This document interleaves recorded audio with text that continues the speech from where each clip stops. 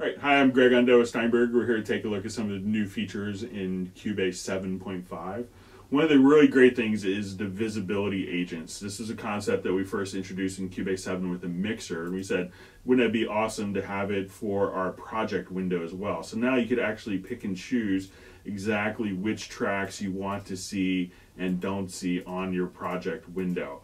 So if I come here, I could actually store these as configuration presets. And I have the first 8 presets recallable through keyboard shortcuts. So if I only want to see like the bass tracks, or if I only wanted to see keys, drums, etc., I could just kind of come here, or if I want to see all of my different tracks, I could do that. Now what's even cooler about this is we have the capability of synchronizing this, if we click right here, with the mixer itself. So now I can say I only want to see the guitars, and now when I come here I could synchronize this with my mixer, so when I open up my mix window I could only see my guitar tracks here. So this way you could actually see only the parts that you really want to see and need to see for your project. Alright, let's take a look at some of the other things that are available in Cubase 7.5. One of the new things is the Groove Agent SE4. So this is a great sampling drum machine that not only allows you to drag and drop from your project window onto the pads, but you have a pattern mode here as well. So you could actually drag and drop MIDI parts directly on pads and trigger those from MIDI.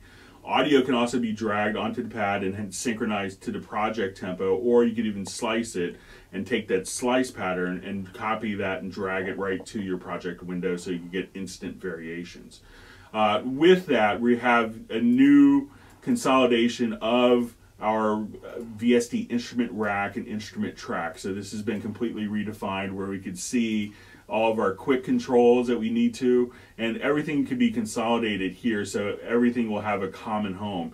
And one of the limitations before is that instrument tracks could only have a stereo output or only have a one MIDI channel, but now you could have multiple outputs, and your instrument tracks could also, you can add tracks automatically that work within the same MIDI device, so you don't have to add multiple instrument tracks.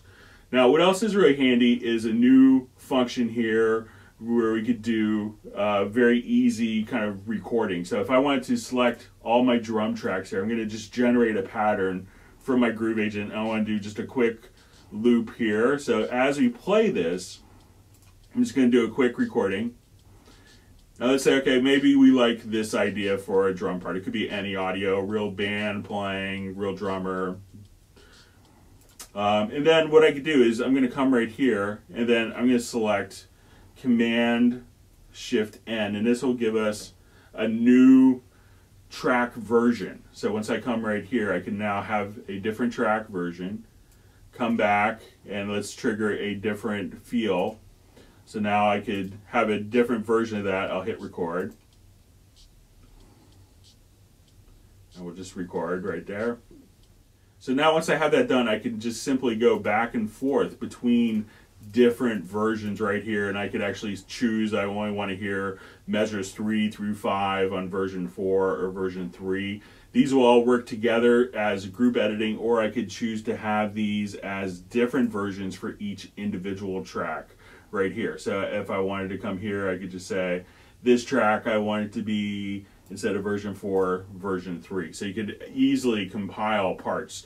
Now this isn't just limited to working only with audio. You could do the same for MIDI, or you could actually look at it here and you could have different variations for your chord track, or if you wanted different track versions for your tempos. So if you wanted to audition different tempos, you could just come right here and select between different tempos as well. So, or if you wanted a different MIDI track, you could choose a different part here. So this allows you to instantly try out different ideas and keep everything very well organized. In addition to that, we also wanted to give you some classic plugins as well. So everyone always wants additional plugins, and we want to make sure that you have a great brand new algorithmic reverb with Revelation or Magneto, that you could actually come right here, and as you open up you could see the Magneto plugins for tape saturation. And this also works within the channel strip within the mix console. And if you wanted to also have loop mash, so this will allow you to do all sorts of great stutters and drops for kind of DJ effects, and you could actually just trigger these from MIDI itself.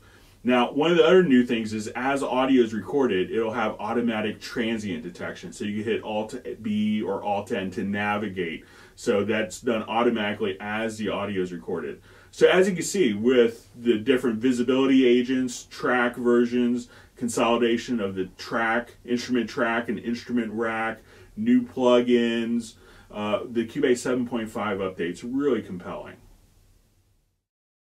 One of the things that composers are really drawn to Cubase is with dealing with their sample libraries. A lot of times, large sample libraries, especially with orchestral sounds, will have multiple articulations. I've seen some with up to 40 different articulations to get all the little subtle bowing nuances that a violin can deliver.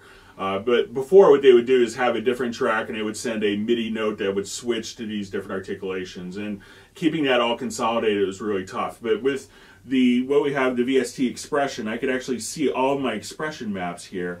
And now all I had to do is come in here and say, I want that to be staccato, legato, pizzicato, and this would automatically send all the key switching and have all the MIDI data on one track. And this automatically gets translated into the notation editor, so all those articulations are automatically added.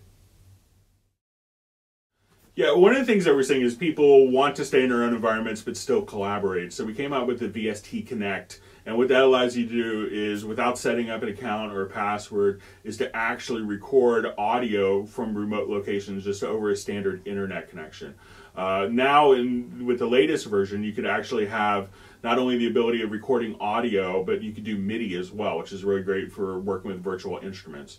And now there's capability of recording full resolution audio, and you could do up to 16 tracks. So if you wanted to track like a full drum session, you could actually do that. And if your internet bandwidth isn't capable of delivering all that, it could actually just upload the files in the background.